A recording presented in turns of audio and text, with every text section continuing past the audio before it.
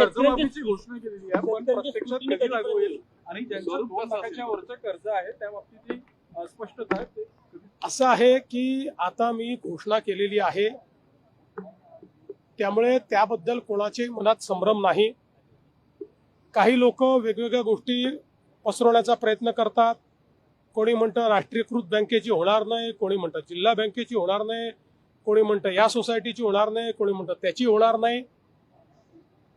आम्ही 2 लाखापर्यंत कुठलीही बँक असो, ज्यांना पीक कर्ज द्यायचा अधिकार आहे अशा कोणीही दिलेलं पीक कर्ज हे आम्ही त्या ठिकाणी माफ करणार आहोत.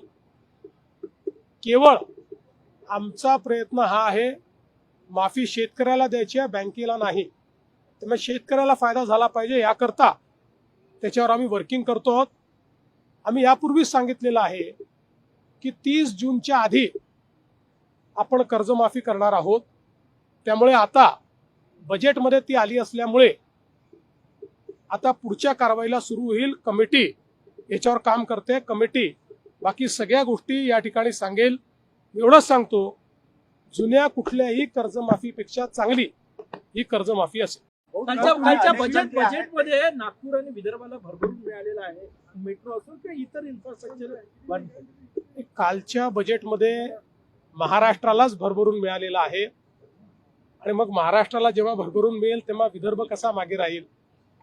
त्यामुळे विदर्भाला आणि महाराष्ट्राला, आणि मला असं वाटतं की अनेक गोष्टी असतील पण विदर्भाकरता सगळ्यात मोठा गेम चेंजरचा प्रकल्प हा वैनगंगा नळगंगा इरिगेशन प्रोजेक्ट, जो आतापर्यंतच्या आपल्या इतिहासातला सगळ्यात मोठा नदीजोड प्रकल्प आहे. त्याला आपण प्रशासकीय मान्यता देऊन काल बजेटमध्ये त्याची घोषणा केलेली आहे.